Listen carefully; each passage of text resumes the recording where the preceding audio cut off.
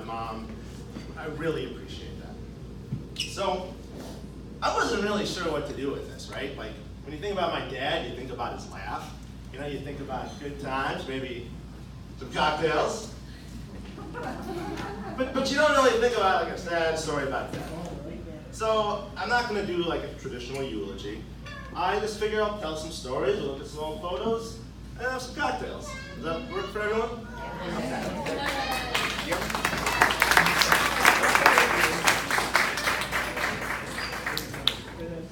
Our story begins in Chicago. My dad was born December 15th, 1948, in a small suburb outside the city, right off the Western train line. Now, I obviously wasn't there for his childhood, but I have heard some stories. And as far as I can tell, they all basically involve the shillelagh.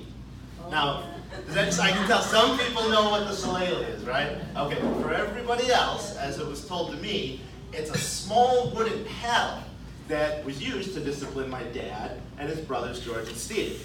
Now, as it was told to me, Nancy never got the shillelagh, but I can't vouch for that, I'm not sure. For example, as you all know, my dad did not like vegetables. That was basically true throughout his whole life. As a young child, he discovered he could avoid eating vegetables if, when his mother's back was turned, he'd take them from his plate and go hide them in the ornaments around the living room. Problem solved, right? So this went on for like weeks until my grandmother finally discovers the rotting vegetables, at which point, call in the shillelagh, right? You guys get it. Another time, the whole family is packed into a car and they're backing outside of the garage, and my dad opens the door. My grandfather keeps backing out and strips the door right off the car. Now, my dad knows what's coming, right? So he bolts out of the car as fast as possible. My grandfather's right behind, ready to beat the hell out of him. He avoided the shillelagh that day. I mean, it's not an accident that the guy ended up so fast, right?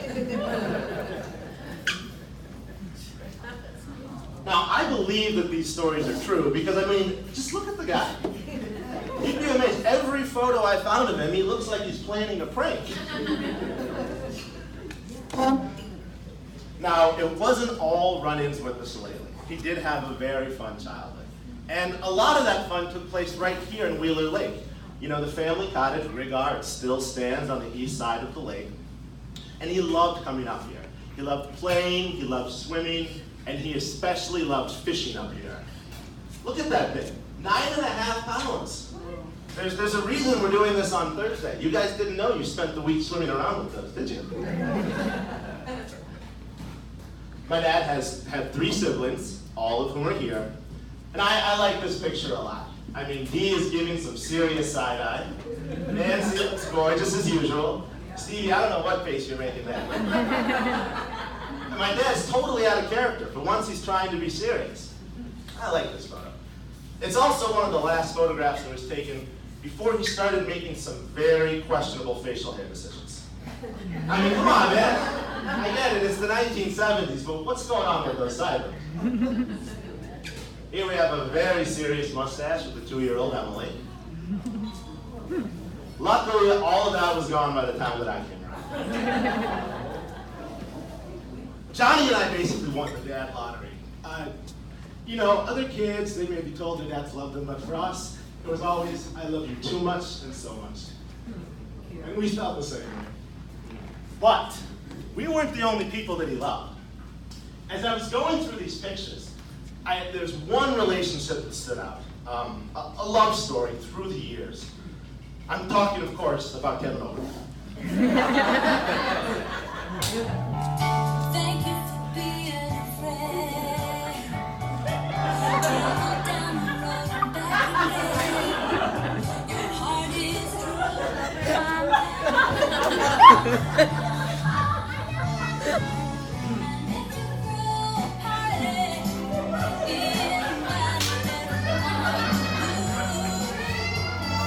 you would see the biggest gift of me. Come on,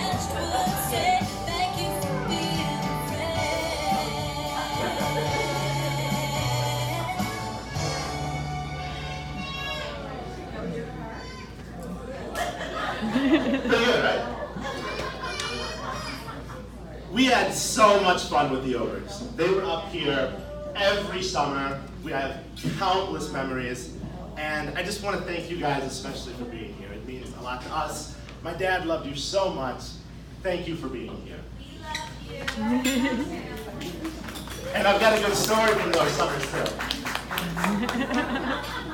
My dad was a major goofball. And we, oh, cow!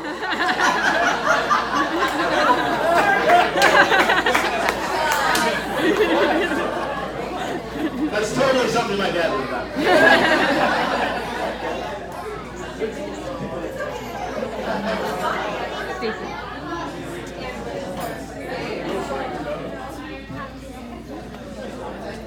All right, so the Ogres are up here every summer. Emily, Abby, Katie, sometimes even Lucia Sriracha. And one year, Kevin's up here and he's on like a major health kick. He's going on runs every morning. Now my dad, of course, was not on a major health kick. So what he does, he rounds up all the kids in the minivan with super soakers. You remember those like high volume squirt guns? We track down Kevin on some county road and drive by squirting. Now, obviously, he didn't just have Kevin and the Ogres. My dad was also married to my wonderful mother. It's a little strange when you go through these pictures and you have this realization that you have really attractive parents. My mom and dad were married for 36 years in good times and in bad, sickness and in health. And at the end of his life, when he was very sick, it was my mom who took care of him. So, thank you, Mom.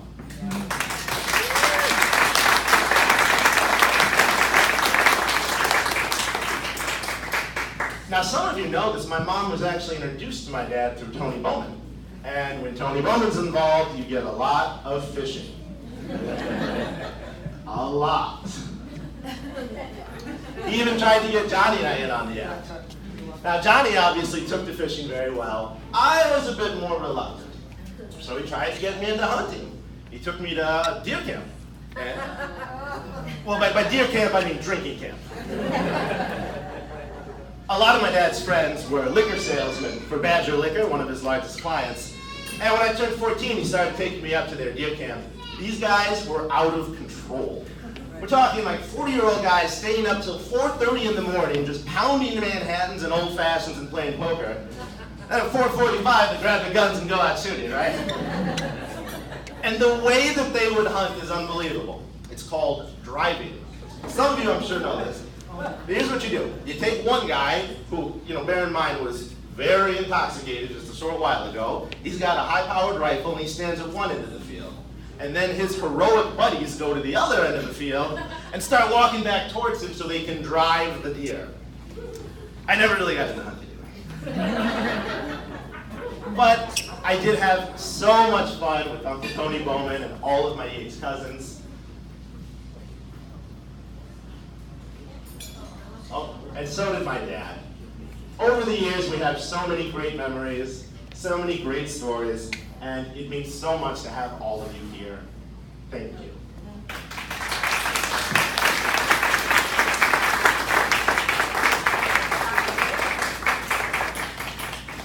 Okay, there's one Tony Bowman story I love to tell. Just one? This one I love so much, half of you have already heard it. Half of you have heard it multiple times, but I'm hoping maybe somebody here hasn't heard it, so I'll just ask you to bear with me. I love this story. So, who here in this room knows what Tom Sawyer days are?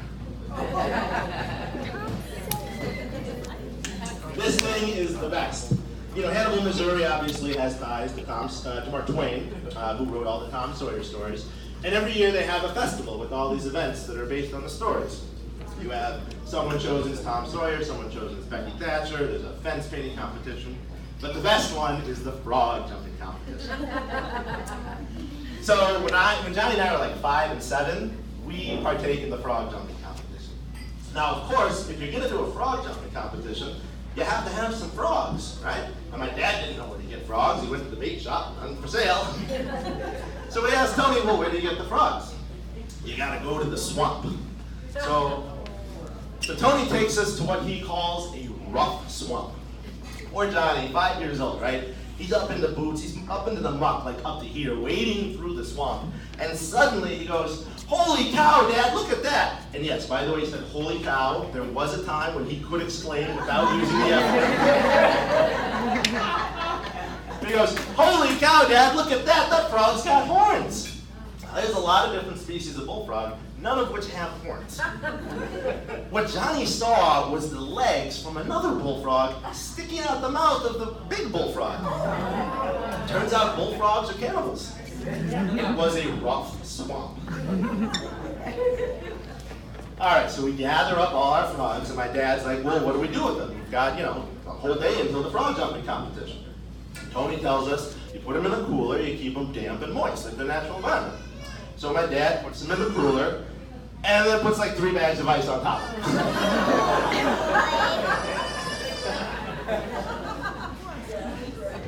The frogs go into an immediate state of suspended animation. They turn blue. So we get to the event the next day, and we take out the blue frogs, and I mean, not only are they not jumping, they're not twitching. We thaw them out for a while, they start to come back, but we were called upon to make them jump way too early. Like, we maybe set a record for the shortest frog jump in history. So that's my frog jumping story. I love that story. A couple of years ago, I typed it out in a short essay just so that I'd have it all down in one place and I could remember it. And Mandy gave me a wonderful gift. She had someone draw some illustrations for it, and they wrote out the story, and it's in a framed picture, and I like it very much. The reason that we had to draw illustrations was because I didn't have any pictures. Until now. Look at that! It's Johnny and the frogs! Where's that frog going? Nowhere! And here's my dad.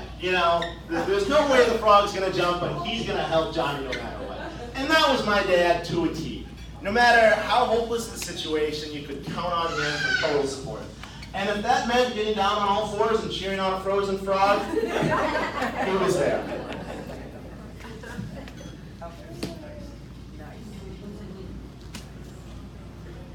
Okay. We've now come to the part of the story where I'm hampered by Vegas's prohibition on photography inside of casinos. But you guys didn't think I was going to leave out Vegas, did you? I mean, it'd be like half a speech without Vegas. I don't remember the first time that my dad took me to Vegas, but I remember the first time he really took me to Vegas. I was a freshman at the University of Arizona, and I had this great spring break trip planned. We were going to go backpack through the Grand Canyon. It was going to be awesome. And then, like 36 hours beforehand, the permits fall through. I'm now stuck in Tucson with nothing to do, all alone on campus during spring break. So my dad flew down and rescued me.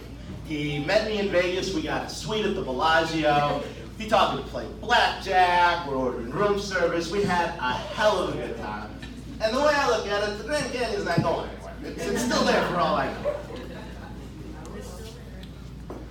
I played so many games with my dad. I mean, he taught me to play blackjack, but he also taught me to play 99 and sheep's head and oh hell. And we had so much fun together. We played a ton of shuffleboard. And I'll take on any challenger here at my mom's house later tonight. But most of all, my dad and I played chess. He taught me to play chess when I was 6 years old. He had this fantastic set of pieces that he'd inherited from his grandfather. And we played many times. Of course, when I was first learning, I was just a kid. I hardly knew how the pieces moved. So he had to let me win a few games to build my confidence. Do you guys believe that? Yeah. Hell no! He never let me win! He probably beat me 200 times before I won a single game. The first time we played, he put me in Fool's Mate. All right, here's how Fool's Mate works. You open with your white bishop to c4, okay? Then you develop the white queen to h5. Now, if your naive 6-year-old son makes the obvious mistake and attacks the queen with his knight, you put him in checkmate on move 4. 4 moves. It usually only works once, but it was my introduction to chess. Now, I got a lot better. I finally started winning some games. And over our lifetime, we probably had something like a 50-50 average. As he got older, started losing his edge, started losing his eyesight. And at the end, I did. I would let him win a few games so that he wouldn't get discouraged. You believe that? Hell no! I beat him every time I could! Whenever I could, I put him in the fool's mate. I don't really play chess much anymore. I don't really have anyone to play with now that he's gone. I have started teaching Callista how to play chess. She doesn't really play yet, but she's learning how the pieces move. But Callista, when we start playing, if you see the bishop at c4, watch out! So one thing that I learned, one thing that I knew and saw proof of as I was going through all these pictures is that my dad was a sharp dresser. I remember one time he came home from Vegas after kicking ass at the craps table. He had this outrageously expensive custom-made pair of alligator shoes. These things probably cost like 3 times our monthly food budget. My mom was livid. I don't know if he got to keep the shoes, but otherwise, the guy knew how to put together a wardrobe. He'd even wear sports apparel when they called for it. Or whatever the hell that is.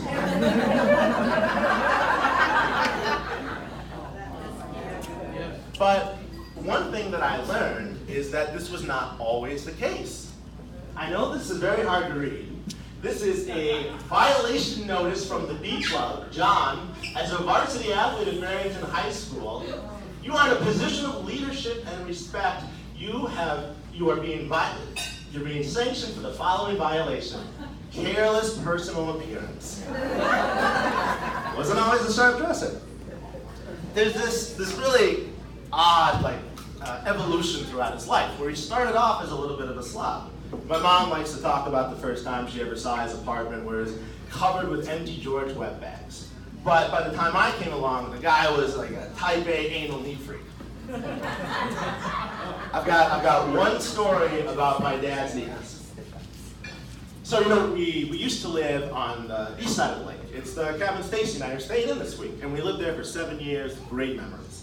And one weekend, the whole family's up. Johnny and my mom have gone home. My dad and I are almost ready to go home, but we have to clean.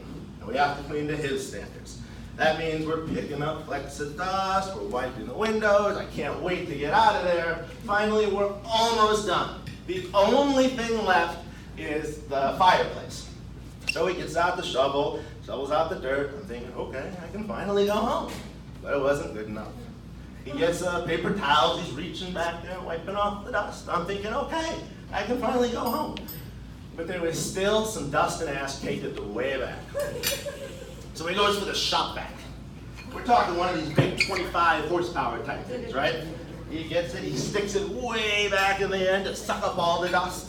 Gets ready to flip the switch. By the way, you guys do shop vacs? Yeah. You know they have 2 settings, right? They've got a suck setting, and they've got a blow setting. He flips the switch, 25 horsepower comes blowing out of the shop vac. The room erupts in a cloud of ash and dust. We didn't get home until very late. All right, you guys have been great. I'm almost done. Thank you for humoring me. I just want to say a few words about my dad's legacy. Because he was a lot of things. He was a businessman. He was a friend. He was an athlete. He was a badass card player. But most of all, he was a great father and a great husband. And his true legacy is the tight-knit family that I share with my mother and my brother. And I love this photo. It was taken shortly before Callista was born. And the French advertising sign there is very special. It goes back to when my grandfather owned the company. For years, it hung outside on an actual billboard, and for many years after that, it hung in my dad's office. And it's a reminder that even when someone's gone, the things that they do carry on. Now, not only was my dad a great dad and husband, he was also a wonderful grandfather. And this is the part of the presentation where I get to brag about my kids. So when Callista was born, she came out with this shock of bright red hair. It surprised everybody in the delivery room, except for me. I knew where it come from. Callista looks more like my dad than I ever did. And if you really want to see the resemblance, just ask her to run. I also have a son who I named after my dad, Sawyer John French. And every day he's getting brighter and more inquisitive. And I figure the world can always use another John French. Now, I have to thank Amanda for all of this. She is the love of my life, the mother of my children. But I also have to thank my dad for all of this. I don't talk about this a lot, but I failed out of college. Twice. After a disastrous first year at Arizona, he brings me back to Milwaukee. He's like, well, you're going to school with the Jesuits. You can't mess up too badly. I did even worse. We don't have to get into details, but the first digit of my GPA was a decimal point. Now, at this point, any rational person would stop throwing money at this particular last cause. But not my dad. He doubled down. He continued to support me, told me he believed in me, knew that I could do better. And I did turn it around, and things are good now. But without him, I don't have any of this. I never go to law school where I meet Amanda. There's no Callista, there's no Sawyer. Without my dad, I'm the smartest guy cutting lawns in Fond du Lac, Wisconsin. But I did turn it around. And there was a period there from 2002 to 2008 when I really got to know my dad as an adult. And these were wonderful times. We were inseparable.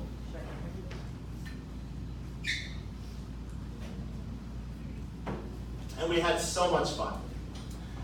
And I think that's what I miss the most, right? I mean, there's a lot of good in my life. There's a lot of things that I'm thankful for. But my life is like objectively less fun. I don't know anybody that's ever been able to have a good time or have as much fun as he did. And I miss the fun. And that's part of his legacy too. And so that's why while I said this story started with the birth, I don't think that it ends with the death. Because the best part of his legacy is sitting here in the room today with all of you and all of our family. And just so you know, the French advertising sign still hangs. It's in my office now, in Chicago.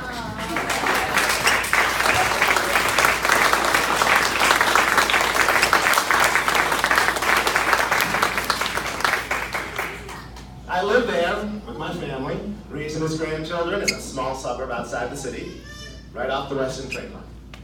Thank you, Dad.